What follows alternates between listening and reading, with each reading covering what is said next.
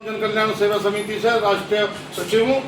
आज यह press conference रखी गई है आगामी 17 मई को होने वाले भगवान परशुराम जन्मोत्सव के लिए।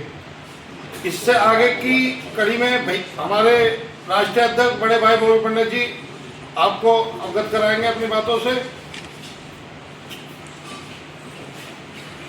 सबको नमस्कार, सबका बहुत बहुत स्वागत है, अभिनंदन है आज इस कार्यालय पर।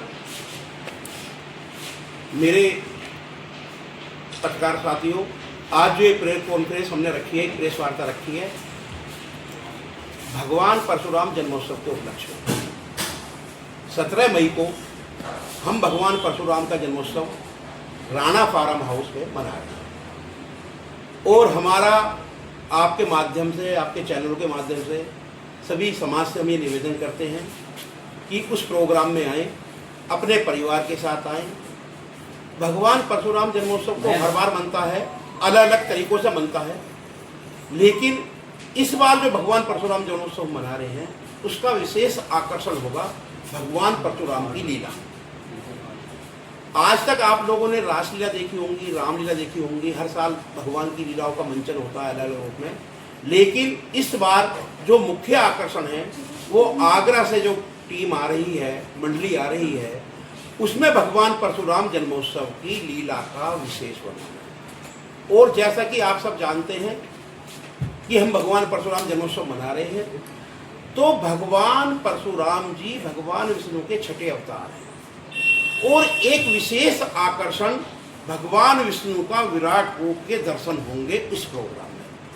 तो आप सबको आज बुलाने का मकसद, एक निमंत्रण देने का मतलब यह है कि एक तो आप सब लोग, आप भी अपने परिवार के साथ हमारे प्रोग्राम में आएं और भगवान परशुराम की लीला का आनंद उठाएं। और आपके सबके अलग अलग चैनल, अलग अलग जो अखबार हैं, जो आपके विभिन्न विभिन्न पहलू हैं, उनके माध्यम से हम चाहते हैं कि इस प्रोग्राम में, हमारे प्रोग्राम की आवाज़ ज़्यादा से ज़्यादा लोगों तक पहुँचे और ज़्यादा से ज़्यादा लोग आपके माध्यम से हमारे प्रोग्राम में आएँ, जिससे कि वो भगवान परशुराम की लीला का मंचन का आनंद उठा सके। मेन हमारा उद्देश्य यह है। आप लोग यदि कोई सवाल हमसे करना चाहते हैं इस प्रोग्राम के बारे में या कुछ भी, तो आप लोग। मुख्य अतिथि कौन रहेंगे और कौन किन लोगों के आने की आशंका है?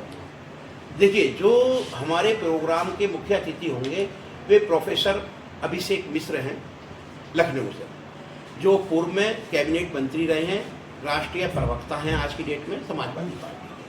वे लखनऊ से आ रहे हैं और वे ही हमारे प्रोग्राम के मुख्य अतिथि हैं। और जो हमारे प्रोग्राम की अध्यक्षता कर रहे हैं वे डासना शक्तिपीठ के महंत जी यति रंजन जी करेंगे। क्या तारीख का है?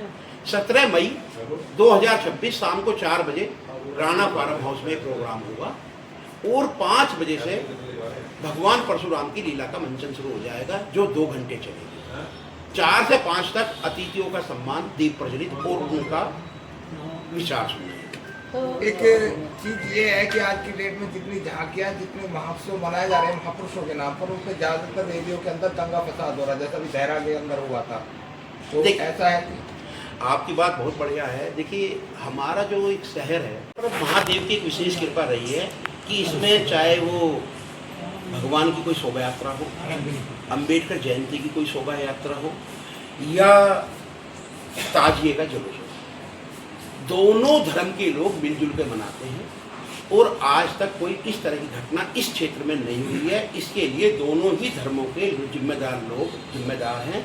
वे सब लोग अपना प्रोग्राम समझ के इस प्रोग्राम, लेकिन फिर भी हमारा प्रोग्राम शोभा यात्रा का नहीं है, केवल एक मंचन है लीला का, और वो भी सिटिंग के साथ है। तो कोई शोभा यात्रा है, कोई बलवे वाली कोई वो है नहीं। और पुलिस वाला जो हमारा प्रयास या जो हमारी वहाँ पे तैयारियाँ हैं भोजन की और सिटिंग की, वो 1000 लोगों का टारगेट इसमें लेकर चले। भैया, इसमें एक सवाल उठ रहा हमारे समझ में आ रहा है। जी भाई साहब बताएं। आप भाजपा से जुड़ाव है आपका जी। मुझे लग रहा है भाजपा का जो मुख्य अतिथि आप कुछ है नहीं। श्रीचंद शर्मा एमएलसी हमारे भारतीय जनता पार्टी से ही हैं। आपने शायद अभी देखा नहीं कार्ड, तो श्रीचंद शर्मा जी, देखिए ये एक अराजनीतिक प्रोग्राम। नहीं, आपकी बात सही है, मैं आपकी बात का जवाब दे रहा हूँ। ये एक अराजनीतिक प्रोग्राम है। इसमें कांग्रेस पार्टी से भी अतिथि हैं डॉक्टर संजीव शर्मा, इसमें भाजपा से श्रीचंद शर्मा जी भी हैं और सपा से भी हैं इसमें सब दलों से हम लोक दल के भी इसमें पूर्व एमएलए हैं। तो ऐसा नहीं है जाति का या किसी पार्टी का प्रोग्राम नहीं है, ये सर्व समाज का प्रोग्राम है और अराजनीतिक प्रोग्राम है। इससे हमें ना भारतीय जनता पार्टी से कोई मतलब है, ना कांग्रेस से, ना किसी पार्टी से पार्टी। भाई साहब, जैसे आज के टाइम में भगवान परशुराम के नाम पे बहुत से लोग भगवान परशुराम को क्षत्रिय बनाम ब्राह्मण जोड़ के देखते हैं, तो इस मुद्दे बहुत से लोग राजनीति करते रहे पिछले कुछ लंबे समय से। देखिए ये तो ऐसे लोगों को आप क्या कहना चाहेंगे? मैं बताता हूं। जी, जिसको ज्ञान नहीं है या जिसने भगवान परशुराम के बारे में पढ़ा नहीं है, वो कोई टिप्पणी कर दो, कुछ भी बोल दो। अब ये बोलते हैं कि 21 बार क्षत्रिय विहीन कर दी, ऐसा नहीं है।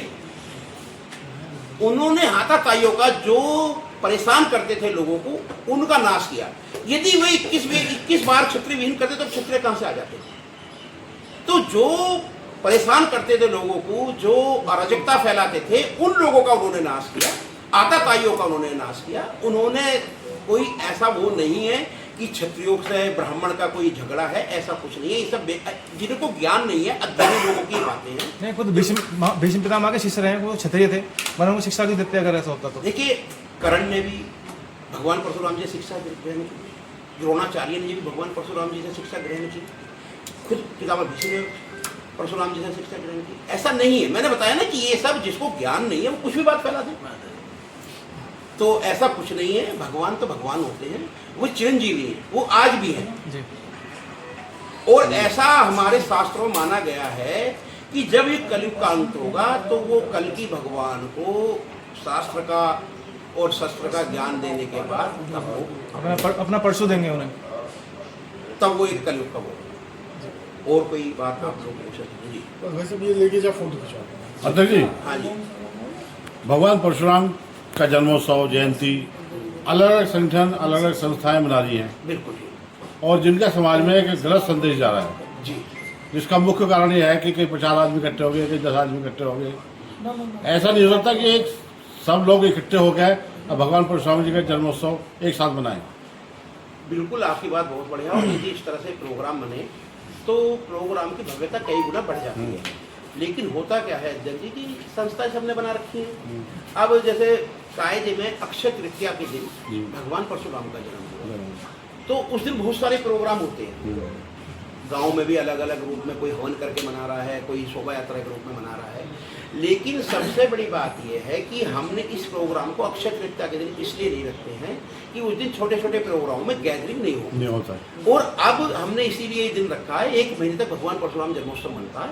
हमने ये टाइम भी इसलिए रखा है कि सब लोग आए, इकट्ठे हों और एक भव्य प्रोग्राम समाज को देखने के लिए मिले। ठीक है। और आप सब लोगों का बहुत बहुत धन्यवाद। आप लोगों ने अपने कीमती समय हमें दिया और हमारी बात को जन जन तक पहुंचाने के लिए आप सब पत्रकार बंधुओं का भैया जितना कह दिए हो जाओ बताइए।